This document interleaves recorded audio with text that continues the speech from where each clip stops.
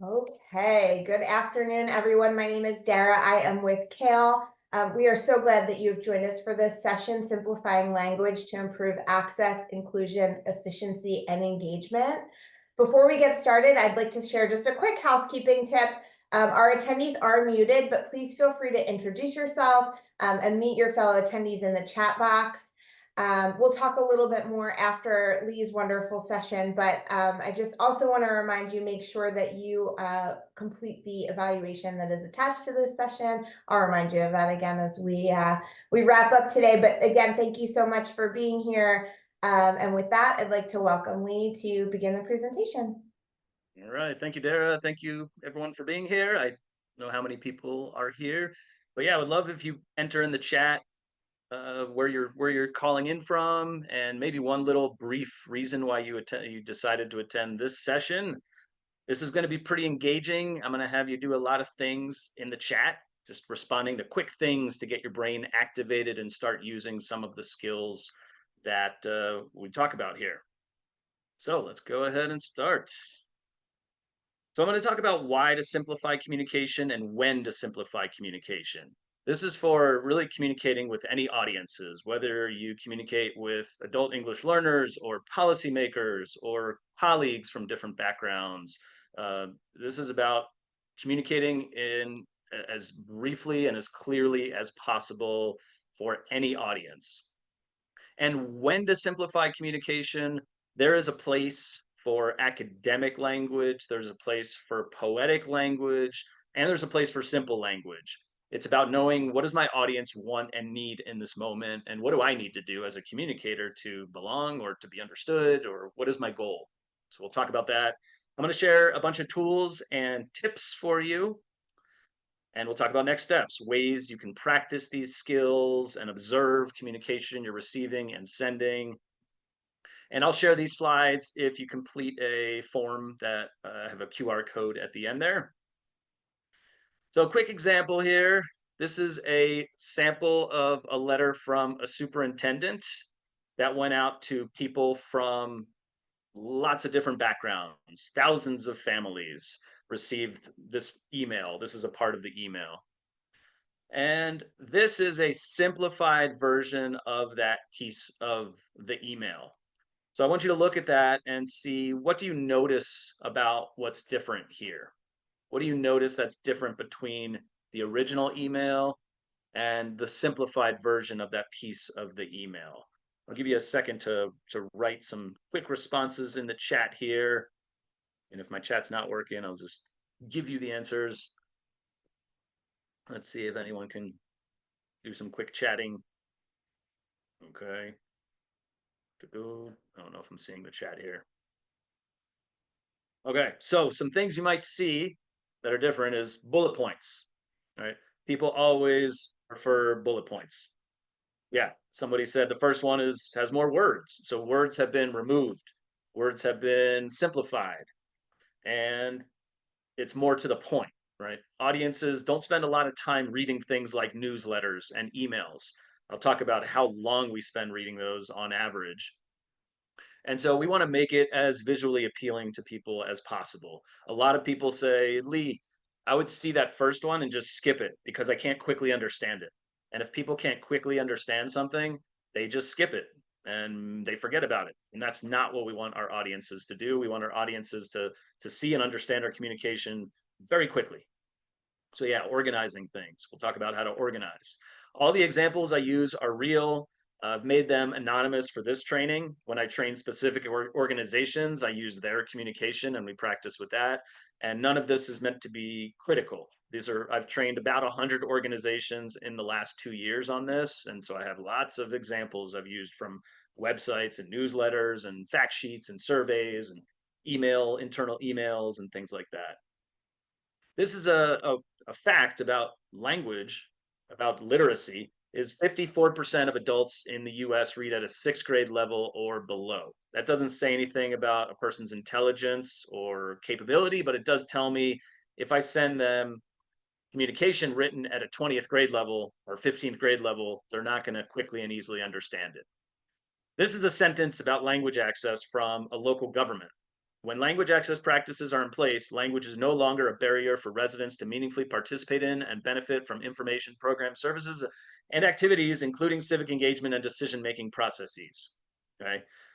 What I just did was one of the best indicators whether your writing is too complex. Read it out loud.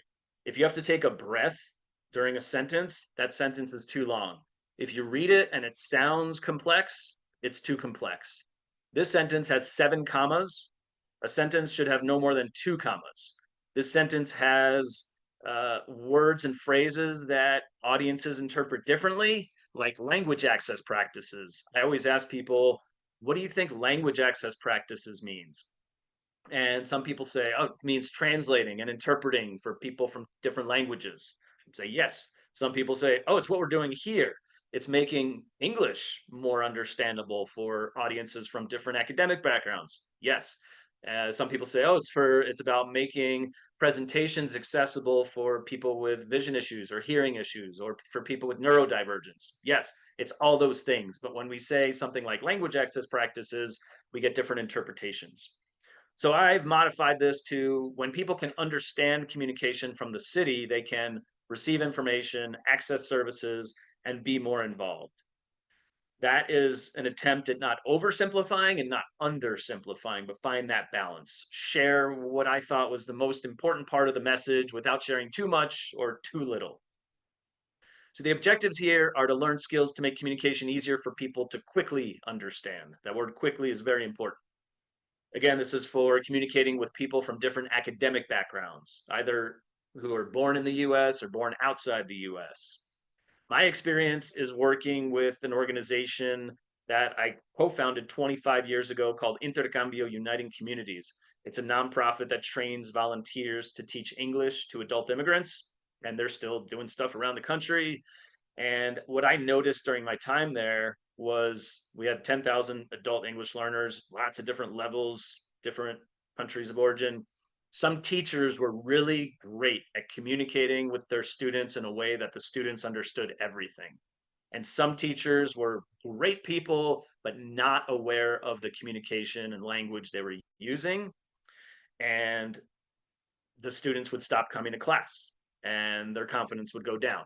And I realized this is a big problem that we're not talking about. And then I started to notice this everywhere in my life. I have kids in the school district, and I was getting tons of emails from the district and the teacher and the principal and the after school program and then the soccer club and this and that. And I was like, oh my gosh, I can't keep up with all this stuff. And a lot of these emails were that could have been 90% shorter and said the same thing. And this again is for people who are neurodivergent and for people who prefer clear and brief communication, which is everybody we communicate with. Nobody has ever said, Lee, I wish those emails I get from my colleagues or from the principal or from anywhere were twice as long. No, people say, I didn't read that because it was too long and it was too hard to just quickly understand. So I skipped it. So this will teach you to reduce text by 20 to 80% without changing content. Some of the tips I teach are more about speaking and being understood by diverse audiences. Some of them are more about writing. This will improve access, translations, trust, recruitment, retention, surveys, efficiency, translations, belonging. All of these things are impacted when people understand us. And I'll talk about a few of those. So who are your audiences? If you want to write in the chat who you communicate with, it might include adult students. It might include policymakers. It might include partner organizations. It might include donors. Whoever your audience is, most of them want clear and concise communication. Why I focus on this, I've dedicated my whole life to cross-cultural connection, and I've seen that when we understand each other, we connect better. When we don't understand each other, when there's miscommunication, lots of problems come from that, whether it's in our personal lives or our professional lives. And I've learned Spanish over the years. Some people I understand in Spanish 100%, some people 50%, some people 25%. It really depends how they speak Spanish with me. My wife is from Colombia and her English it went from 0 to 98%, I'd say, but that 2% shows up a lot in her job. She works for public health. And a lot of times I overhear people using language and I'm like, she's not going to understand that because that's pretty complex language English that you're using there. Good. I see someone in the chat said, students of all ages and language backgrounds, staff, faculty, community members. Yeah. Students learning at a distance. Excellent. This is a very common problem, not simplifying communication, because we've been taught the opposite of this our whole lives. And very few people have gone to trainings like this. When some people call this plain language, I like to call it simplifying communication because it's more about just the language we use. It's also how we organize our writing, and it's beyond just being plain, which sounds kind of boring. And the solution is quick. You can go and change your flyers today. You can change your newsletter template today. You can change how you speak to people today. These are very actionable things that impact all of those things we talked about: access, inclusion. And language is a privilege. I was born into English, which is the language of dominance in the US and around the world. So when I go pick up my kids at school, or I go to the rec center, or I go to the bank, language is not a barrier for me, but that's not true for everyone. That's not true for like 20% of the population here. Race and gender are two other privileges I have as a white male. When I walk into any space, if I walk into a room full of business people or CEOs or professors or directors, not many people look at me and wonder, I wonder what Lee's academic background is. I wonder if Lee belongs in this space with us professionals. But people from other races and genders have said, Lee, for me, it's different. When I walk into some spaces, people think I don't belong. So I need to sound extra smart for them to think, oh, this person does belong here. She sounds smart. And so that's something I acknowledge, because it's about, when do I turn on my simple brain and when do I need to sound smart to fit in? So it's, again, it's not always use these or never use these, but know your audience and when to use simplifying skills. Who speaks up when they don't understand you? Not many people. And not many people stop a meeting and say, excuse me, what is CPL? I don't know what that acronym means, right? Because they feel dumb. It's like, well, no one else is raising their hand. Everyone else must understand what they're talking about. So what do people do when they don't understand you? Go ahead and write in the chat for 10 seconds. What's one thing people do when they don't understand you, whether it's an English class or communicating with colleagues? Let's see if anyone has one of those. I'll give you a couple seconds. Da-da. Yep, they don't complete the task. They stop listening. Good. Yeah, the number one thing that people do is they pretend, they nod and smile as if, yep, I don't understand, but I don't want to look dumb right now. They ignore you, they disengage, they misinterpret. Well, I think language access means this, but it really means this. And they feel excluded. When people don't understand you, they are excluded. They're not a part of the conversation. Most of the time, we unintentionally exclude people. Some people intentionally exclude people. I'll talk about that in a minute. And we receive a lot of communication, like all those emails I talked about from the different places, and nonprofits that I support are always sending me emails and da da da. How long do we spend reading an email or an email newsletter on average? About 10 to 15 seconds. That's how long most people spend reading something like a newsletter. A lot of people think, oh, 2 minutes, 3 minutes. And obviously it depends, but most people aren't spending 2 or 3 minutes reading a newsletter, more like 10 to 15 seconds. And I'll teach you a way that you can format newsletters and things like that so that people get what they need in 10 to 15 seconds. And then there's more for people who want more. There's an issue of power because not everyone wants others to understand. The language in this contract is wordy and indirect and uses unnecessary technical words and phrases. I'm very impressed. Right? So we've been taught our whole lives to impress people with our communication. And a lot of communication out there is intentionally hard to understand. It keeps people in power. It keeps some people informed and other people's not informed. We think about things like right now we're filling out our ballots. Who understands what those ballot initiatives are for your city or your state? Nobody. Things like health insurance, things like taxes, things like anything legal, we don't understand. A lot of that stuff is intentionally hard to understand so that people don't get it and they don't ask questions, they don't bother you. I talked to a professor once, a professor of economics, and he said I've been teaching for 20 years. I've been a professor for 20 years. And one time during my 20 years, there was a dean that all of us professors understood really easily.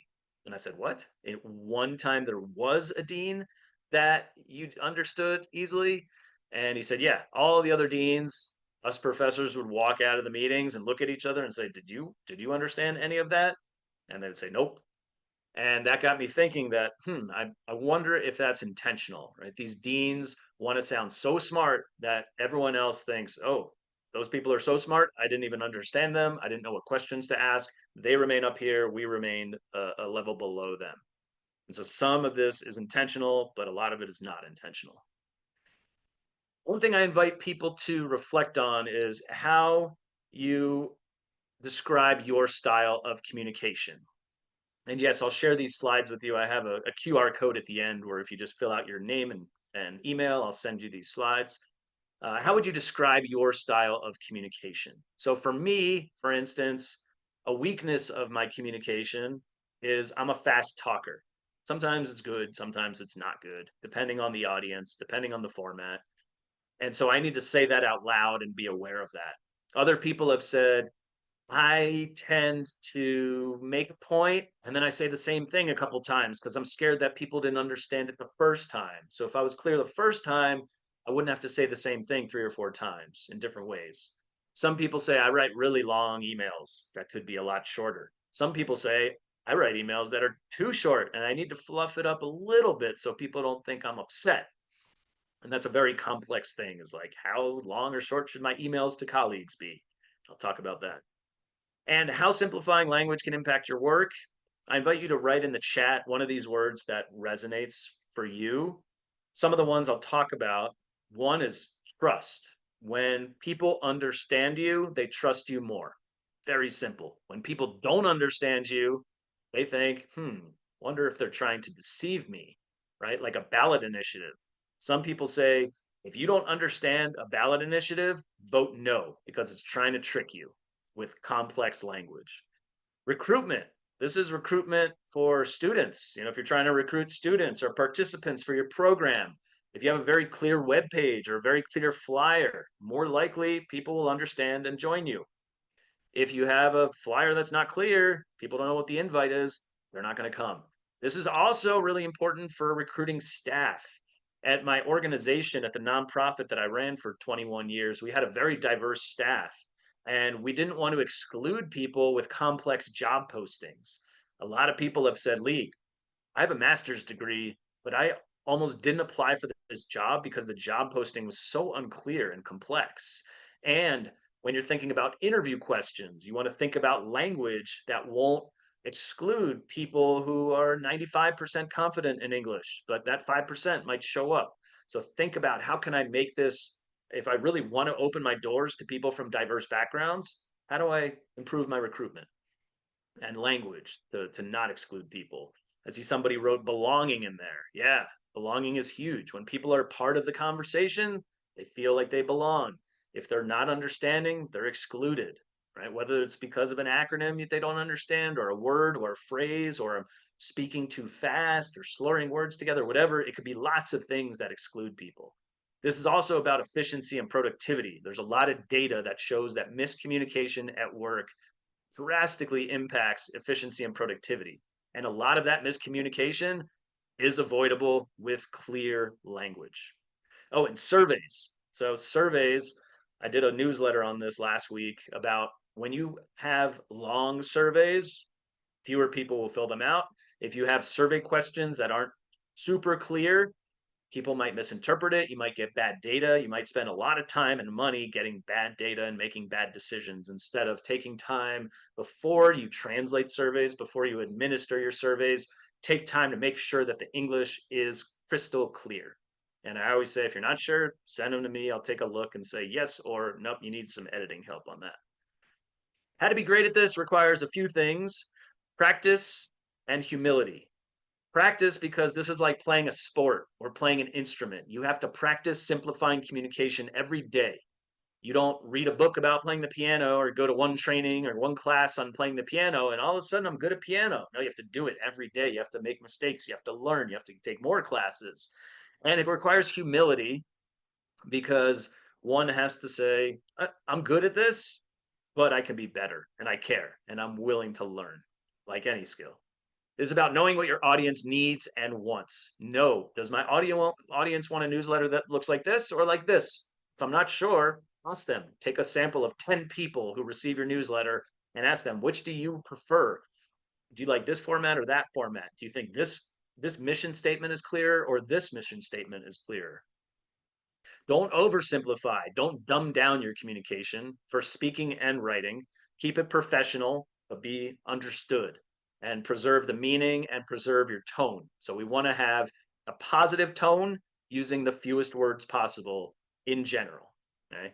That is that's like my general thing. Minimize fluff. Don't remove fluff, but minimize your fluff. And when you're speaking, you have to do it quickly. You have to simplify before words come out of your mouth, or immediately after they come out of your mouth. You have to say it in a different way or clarify it. And sometimes that's about knowing, picking up on my audience's facial expressions, or, just some of it's just knowing your audience and putting yourself in their shoes and thinking, I wonder if they don't know this, I'm going to be extra clear. AI. AI is a weird thing. So artificial intelligence, ChatGPT, Claude, Gemini, lots of programs. I'm not saying AI is good or bad for society, but this is one good use of it is to help you simplify communication. Okay. So you want to have a policy for your organization if you don't already. A policy typically has stuff like remove, protect personal data or protect confidential data. Don't put people's names in there or even organization names sometimes. Check your facts and always add a human touch. That's basically what policies I've seen say. Usually they're a lot longer than that, but that's basically what they say. Longer prompts can be better for AI if you tell it, we are a this type of organization, we're writing to this audience, we want it to be about one page or half a page, I want it to be professional but friendly, and go. And then it can give you a draft, or you can take an existing draft and say simplify and shorten this. Sometimes it does great, sometimes it doesn't. You could be specific, shorten this by 50%, see what it comes up with. It's pretty good at like removing redundance and unnecessary stuff. Simplify this to a 10th grade reading level. Oh, that's too high. Try 8th grade reading level, and so on. So you can play with it and keep giving it instructions till you get closer to what you're looking for. And you could have it organize things for you. Organize this into 4 sections, use bullet points, and so on. I've used it a lot and I've found things that I really like about it and things I don't like. So I've created my own tool to instruct it to do things differently than it normally does. And if you're interested in that, I'm going to be sharing this with the world soon. Basically, you just copy and paste your text in. It gives you a brevity score according to how much the text could be reduced. And it gives you an instant new version. And I've instructed it to do things like maintain the tone using the fewest words possible, and don't remove any important details. Sometimes it'll remove important details and things like that. Here's another example. There's an organization I trained yesterday. I removed their name so you don't know who I'm talking about. But it reduced this by 67%. It organized it into bullet points, and it captured, I think, the message. Pretty much the message. And if I was at university, I would probably add a few more words, but in general, I'd go with the simplified version. Okay, this is the format you should use for all newsletters. Anytime you're sharing something like a strategic plan, your strategic plan might be 10 pages long. That is your meal. The 1-page summary is your snack, and the 4 bullet points summarizing the plan is your bite. Always begin something like a newsletter with your bite, because 10 to 15 seconds is how long a lot of people are going to spend. So start with a brief intro. Hello, hope you're well. In this newsletter, boom, 1, parent teacher conferences are coming up. Boom. Number 2, we have this event on October 20th. 3, we'll come to our awards ceremony December 5th. Click on these links for more. If you have more time, keep reading for these exciting things. But at least everybody's getting the three most important things that you're sharing. Or if there's just one important thing, just share that one important thing and then have a link to more. Okay, now let's teach a couple of tips here. I'm going to do these pretty fast. In a longer training, we'll take time and actually practice these, and I'll use some of your communication from your organization. The first tip is removing excess words. There's a lot of stuff we use that adds nothing. If it adds something, keep it. If it doesn't add anything, remove it. So minimize your fluff, maintain your tone, but remove stuff that doesn't need to be there. We do this in order to succeed could be two. All right. I visited a number of schools this week, should be I visited 5 schools this week. Be transparent. If you say a number of, you get different interpretations. We want our audiences to interpret everything the same. So when you use numbers or like dates, be specific if possible. The proposal is due soon.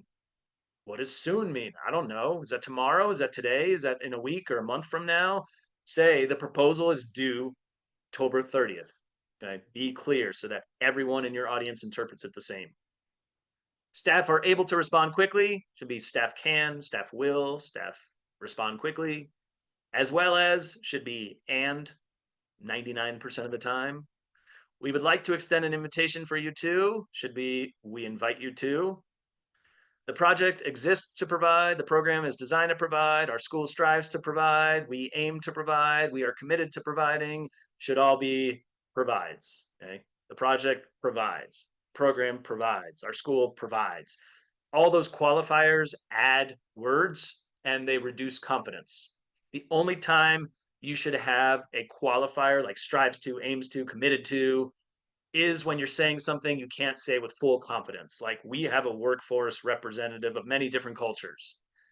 You maybe you can say that, maybe you can't. But when you're talking about inclusion and diversity, usually it's something we're striving to, but we are not quite there yet. But if you're just saying we provide high quality programming, just say we provide high quality programming. No one's going to say, no, you don't, whether you have strive to in your mission statement or not. If you have any questions, should be 4 questions about the hiring process, email us. We are excited to announce that we will be offering 3 new programs. Should be, we are excited to offer 3 new programs. You never need to say we are announcing this, unless it's like we are announcing winners for this prize. But if it's in writing, you're announcing it. You never have to write, please note that. If it's in writing, it should be noted that. Be sure to complete, should be complete. Will take place on, should be is, right? The new member orientation is October 17th. All these little things you cut 5%, 10%, 20%, 50%. A lot of little things make a big difference. Our team provides a wide range of services to help you not only get a job, but build a career. I would change that to our team provides services to help you get a job and build a career. Right? That little double negative thing just adds words and adds confusion. So I have thousands of examples of removing excess stuff. Tip 2 is use simple words and phrases, avoid jargon, or define your jargon. We have lots of jargon that we use. Every industry, every organization has jargon that we forget the outside world doesn't understand this jargon. When we're talking about inclusion and belonging, sometimes we use terms like systemic equity, systemic racism, historical injustices, intersectionality. Those are very powerful terms and words that I recommend having human ways to describe because not everyone knows what intersectionality means. So have an example to talk about it, have a simple definition to talk about it. What does seamless pathways mean? What's a simple word for disseminate? I say, anytime I see disseminate, I change it to share. We're going to share survey results with the community. Stakeholders, this word is everywhere. And there's 2 reasons why I avoid it. One is it's ambiguous. A lot of times it's used and the audience doesn't know. I don't know who your stakeholders are. Who are workforce stakeholders, right? Is that employees? Is that sponsors? Is that the community? I don't know who you mean by that. So when I see that word, I recommend being specific, or if it just means people who are impacted by our business or by our school. The other reason why I avoid this word is the historical context associated with it, which I just learned about recently. which is staking claim of indigenous land. So more and more people are avoiding this word because it's ambiguous and because it's offensive to certain groups of people. So consider eliminating that. It's up to you. You can keep using it if you're like, I'm not going to listen to Lee. I'm going to keep using. I love that word. It's up to you. But now you're a little bit more informed if you weren't already. Sometimes more words are needed to simplify. All right. So all the other tips are about reducing. This one is usually about using more to be clear. Economic fabrics of our society. What's another way you could say that? Andragogic. I have no idea what that word is. That's on the KO website. Dara, we got to talk about your website. Rich ecosystems of education, training, and workforce stakeholders. So, what's another way we could say this? What do you mean by rich ecosystems of education? Right? A lot of people aren't going to understand that. Maybe it's fine for specific audiences, but if you have broad audiences, terms like this, I recommend using what I call human words. All right, this was a story on NPR years ago. This is about communicating across language barriers, which I know some of you are doing in your jobs. A group of non-native English speakers is in a room. There are people from all over. They're having a great time speaking to each other in English, and the communication is smooth. And then a US American walks into the room, starts speaking fast like I do, using jargon. Let's take a holistic approach. You hit it out of the park. And the conversation stops. Because the research shows that native English speakers, like me, we don't have the ability to easily simplify our communication, right? English learners, they understand simple English, right? They have to go out of their way to learn the complex English. So let's look at some words that have many different meanings and some tricky words for English learners. Let's try to do some stuff in the chat if you're with me. These are what we call phrasal verbs, and they're brutal for English learners. Wrap up, give in, let up, let down, kick off, break down, make up, kick back. What is make up? Make up you put on your face. We got in a fight, we're going to make up. I'm going to make up this story. I need to do a makeup test. These things are really difficult. How did you make out on the test? Should be, how did you do on the test? How was the test? Check out our website. Could be see or view or visit. We don't just meet the bar, we exceed the bar. What's the bar? I thought the bar is where you go drink. No, the bar here means expectations or standards or something like that. The deadline to apply is right around the corner. What does that mean? Does that mean tomorrow? Does that mean next week? Does that mean a month from now? The deadline to apply is November 5th. You keep people on their toes. What does that mean? Does that mean engaged and alert or scared and nervous? Could mean many different things. All right, so now let's try to do some chat if you're with me. I can't make out what she's saying. What could you say instead of make out in this context? Da-da-da. I would say understand or hear if it's you actually literally can't hear. We are wrapping up our last class. Could be ending, finishing, or completing. Good. Kicks off. Could be begin or start. In line with.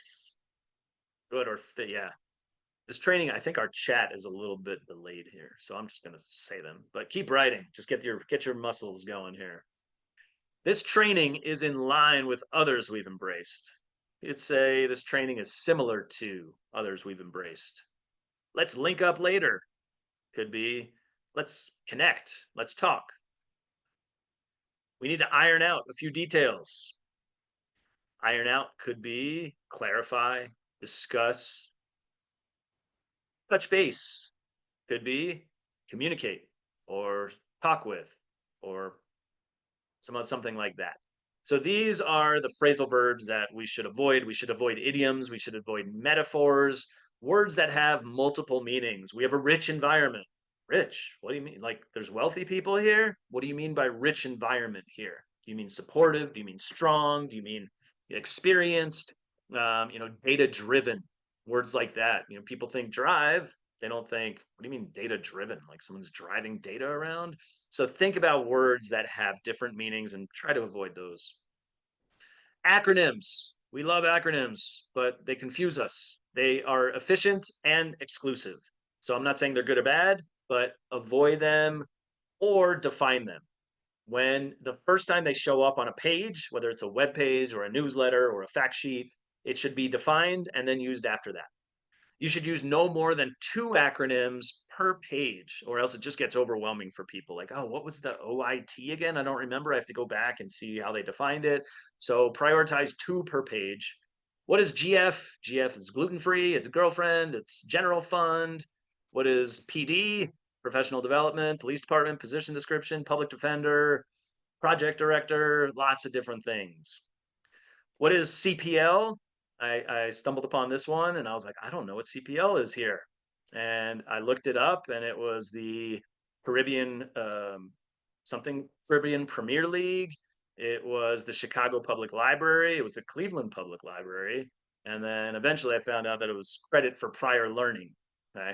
But it wasn't defined the first time it showed up. And so I was excluded from this. Maybe I'm not the audience here, but I think it's good to just get in the habit of not assuming that all the people seeing your communication understand what this acronym is, unless it's like FBI or CIA or one of those obvious ones. This is a lot of tips in one. Short sentences, short paragraphs, use bullets, and avoid lots of commas. So 2 commas maximum per sentence. Which of these is better, 1 or 2? I've had thousands of people in my workshop, and nobody has said, I prefer number 1, the long sentence separated by a bunch of semicolons. No, people always prefer bullet points. If you list 3 things or more that are 2 words more each, 2 words or more each, use bullet points. Audiences just always prefer that. It's easier to look at on the eyes. If you have a large block of uninterrupted text, nation shudders at large block of uninterrupted text. That's from The Onion, the fake newspaper. If you have a big block of text, anything that's like more than 3 or 4 sentences, create some white space, right? No paragraph should be longer than like 3 or 4 normal length sentences. So make it easy for your audience, create that white space. Don't make them want to skip over your writing by making it too dense. Sentence structure is really important. I have a lot of examples. I'm going to share 2 quick ones. Double negatives, your contributions do not go unnoticed. Could be your contributions are noticed, or we notice your contributions. Double negatives add words and they add potential confusion. The other really important one is sentence structure. Because they keep kids engaged, what is they? I don't know what they is. I have to read the rest of the sentence and then I have to go back and read it again. Because they keep kids engaged, after school programs are beneficial. After school programs are beneficial because they keep kids engaged. So start with what you're talking about. Don't use a pronoun because it blah, blah, blah, or because they blah, blah, blah, or thanks to blah, blah, blah, blah, blah, blah, blah, the agreement, da, da, da. So start with what you're talking about. Speak clearly and enunciate. So this is a hard one because we native English speakers slur words together a lot. I've tried to work on this. I still speak fast, but I've gotten a lot better at separating my words instead of merging words together. So it's about saying each sound. Did you, when you go to the grocery store, they don't ask, did you find everything okay? They say, did you find everything okay? We don't say, where is he going? We say, where is he going? We don't say, what are you watching? We say, what you watching? This is a slurred version of saying, I'll get him something he likes a lot. If I say that naturally and slurred, it'll be, I'll get him something he likes a lot, right? Likes a lot sounds like likes a lot. He sounds like E. Something sounds like something. Get him sounds like get him, right? That's why English, this is one of the many reasons why English is brutal for people of all levels, people who are just starting and people who are highly advanced. Eventually they tune into these things. If you're teaching English, it's important to teach these things. It's important to teach them, hey, you're not going to hear what are you watching? You're going to hear people say, what you watching? So you need to recognize that. You're going to hear people use these idioms, so you need to learn them. So if you're teaching them, that's different. But if you're just using them without teaching them and you want your audience to understand, think about being clear. Spoden, is let's go then. Studus is let's do this. So you want to sound natural as possible when you do this. You don't want to say, I'll get him something he likes a lot. You don't want to sound like a robot. You don't want your audience to say, why is Lee talking to me like I'm 3 years old? But you want to sound clear. I remember I spoke to thousands of classes during my time at my nonprofit. And one time I spoke to a level one class and I talked about this program is about you learning and the teachers learning and everybody's learning here from about different cultures and experiences. And it was this, I thought it was a beautiful speech. And one student after said, thank you, I love that. And I said, oh, really? Why? What did you love? He said, I love that I understood everything you said. And I was like, oh, cool. And that made me realize how important it is that people understand not just part of it, but all of it. So sound natural and adjust volume. If you're a soft talker, turn up your volume a little bit so people can hear the subtle differences. And the final tip here is slow down. So I need to remind myself of this, especially when my audience is diverse. So pause, short sentence, pause. I try to think of Barack Obama speaking, right? We are here today in this great country, pause, like short sentences and pause. And it's not condescending. It was just very clear, easy to understand. Short sentence, pause. And this is the hardest one, avoid filler words. And if you are a teacher and you have English learners in your class, don't talk to yourself.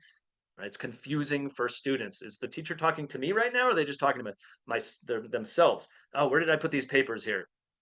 Um, oh, are you asking me where did you put the papers? Or are you just talking to yourself right now? So don't avoid that self talk. Avoid over explaining things and avoid these filler words like literally, basically. So it's impossible to eliminate them from your speech, but be aware. Some people I listen to, I overhear meetings, and every 5 words is. I'm so glad you all are here today. I'm very proud of how the team is performing, and it just makes it boring. And people who experience language, barriers, it's also additionally challenging for them. So try to just reduce those a little bit. So those are the tips. I also have some other tips. I have like 80 other tips, but these are the main ones and enough to get you started and turn on your awareness and start practicing some of these things. Brevity is confidence, length is fear. That's from the book Smart Brevity. A lot of times when we aren't sure what we're trying to say, we just ramble and hope that the audience is so confused that they think, oh, I guess that makes sense. I'll move on to the next thing. And this was my last newsletter was about this. I didn't have time to write a short letter, so I wrote a long one instead. It takes time. It takes more time for me to write an email and edit it before I hit send than it does to just write an email and hit send.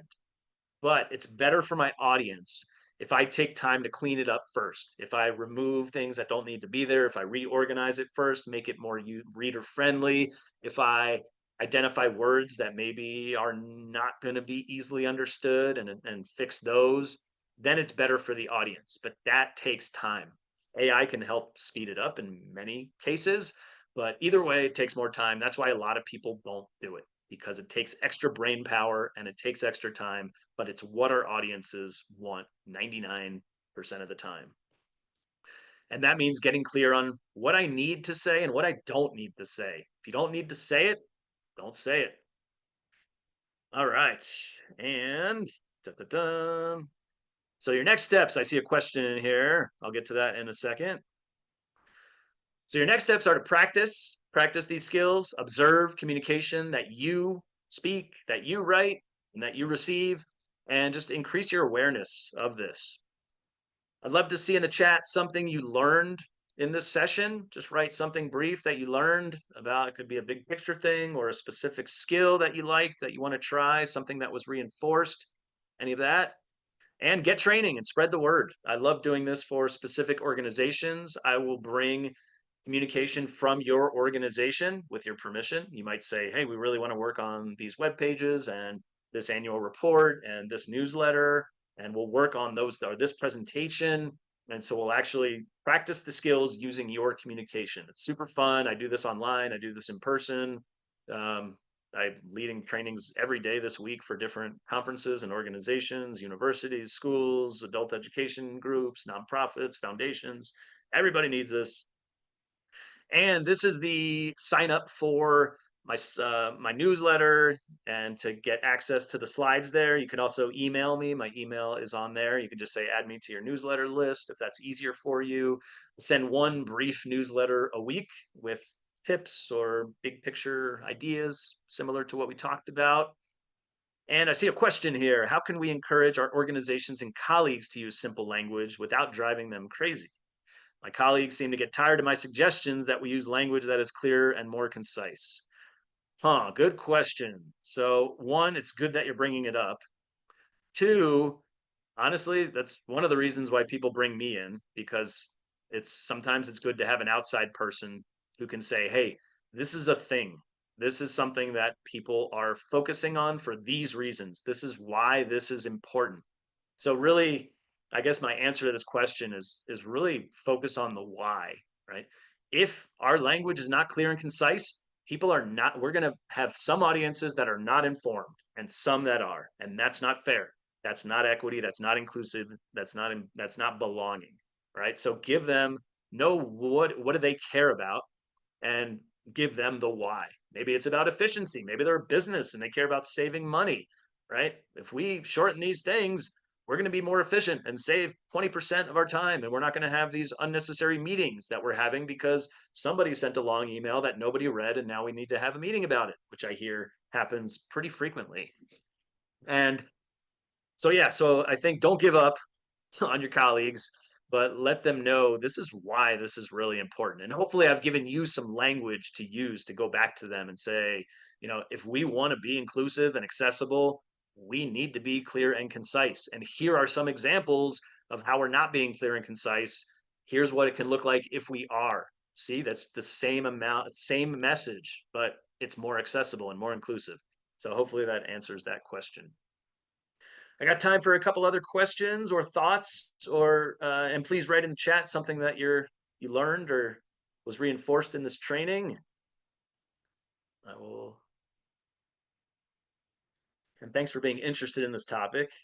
Usually it's the people who need this training the most who don't come to this. They're like, man, simplified language, who needs that? The people who come here usually at least understand this is an important thing.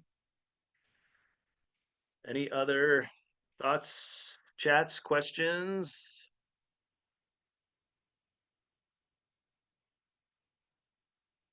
All right.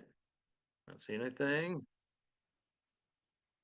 Dara, you see any other questions there? No other questions. All right. Well, I have no idea how many people are participating here, but thank you, Danielle, Kayla, John, Linda, Amber, Justine. Anyone else there? I'd love to see your names. Appreciate it. And thank you to Kale for hosting this beautiful and accessible conference. Appreciate it. Thanks, Danielle. Absolutely. Thanks, Linda. Dee, thank you so much for this content, this information. I will remind those of you who are attendees to please complete the evaluation attached to the session so that we can take your insight and help us to shape our future content.